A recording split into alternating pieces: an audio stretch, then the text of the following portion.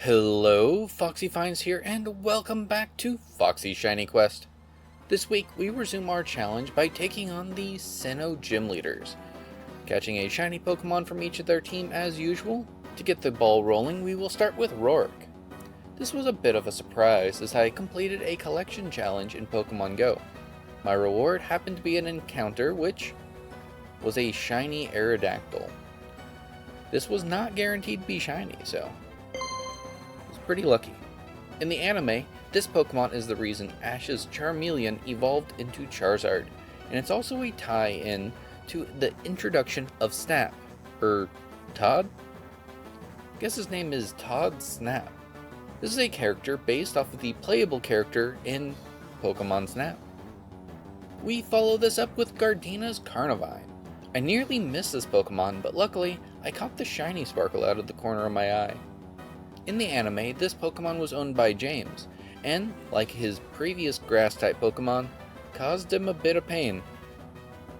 Carnivine are based on Venus flytraps, a carnivorous plant. Carnivine is capable of opening its mouth roughly 180 degrees. Onto Maylene with her Gallade. I caught this as a Ralts, evolved it up to Curlia, and since it was male, I was able to evolve it into a Gallade. Gallade was one of the two Pokemon that were introduced in Generation 4 that were the result of a gender-specific evolution. For Gallade, if the lower form was female, it can evolve only into its other form, or if it's male, you can choose which evolution you want. This Pokemon was also given a Mega Evolution, and these traits can be visible in Iron Valiant, a Pokemon that seems to have been made by combining this Pokemon and its other evolution. Next up is Crasher Wake, which is clearly his stage name and not his birth name. I caught a Lombre and evolved it up to Ludicolo. This Pokemon is a dancing pineapple duck. Why? Because it takes inspiration from the Kappa and sombreros. These both fit with the fact that its lower forms really embrace the lily pad look. If that doesn't quite explain it to you, that's okay. This is a fictional creature in a fictional world that's full of mismatches of random things from our world. Ludicolo are energetic, and they also give us an interesting type combination of grass and water.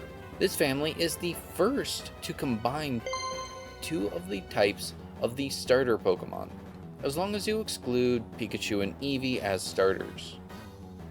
The elusive Fantina.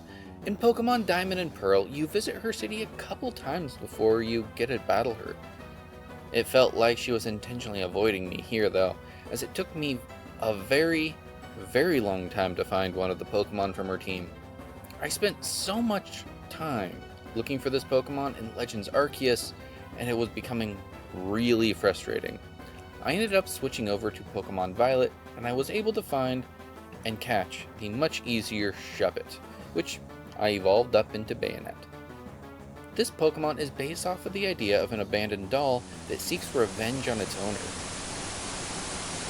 It uses its own body as a voodoo doll and will stab itself with pins and needles to inflict pain on others. Bayonet tends to keep its mouth zipped up to keep its energy from leaving the doll body that it has. This does not seem to be an issue when it's Mega Evolved, as it has lots of zippers and 3 of them are open. This is a truly terrifying Pokemon since it's targeting children, and it's a very fitting find for the Halloween season. Did you know Roark's father is also a gym leader? Byron. For his Pokemon, I went with Piplup that I then evolved all the way up to Empoleon. Empoleon has an interesting type combination, where it is a starter that takes neutral damage from both of the other starter types. In fact, due to having access to Ice-type moves, this Pokemon is actually stronger against the Grass-type starter's final evolution than the Fire starter's final evolution. I do wish the shiny colors were a little less subtle on Empoleon, and it's also gotten darker over time, though I will admit its home image really pops out. Game Freak loves making Ice-type gym leaders that don't wear enough clothes for their gym. Candace. Candace had a Pillow Swine on her team, so that's what we went with. Piloswine have tiny eyes that are usually covered. They are also really good at sniffing out truffles. It never quite felt right having this be a fully evolved Pokemon, so when they gave it a further evolution, it felt like a really good addition to the line. Finally, we have Volkner. His original team surprisingly only had 2 Pokemon from his typing, so we had to look into his Platinum team. I caught an Elekid, evolved it up to Electabuzz, and then finally all the way up to Electivire. This Pokemon is very much a parallel to Magmortar in almost every way. This Pokemon also looks like it has a power outlet on its back, which seems pretty fitting for the Pokemon. And Electivire was used by Gary in the anime in a battle against Ash. This battle is definitely part of the reason why Ash ended up going to Sinnoh. One more generation down and lots more to go. Generation 4 is the last one that is based off of Japan.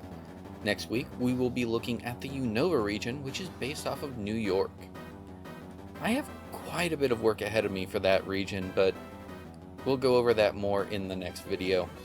That is all I have time for today. I hope you have a wonderful week. Happy hunting.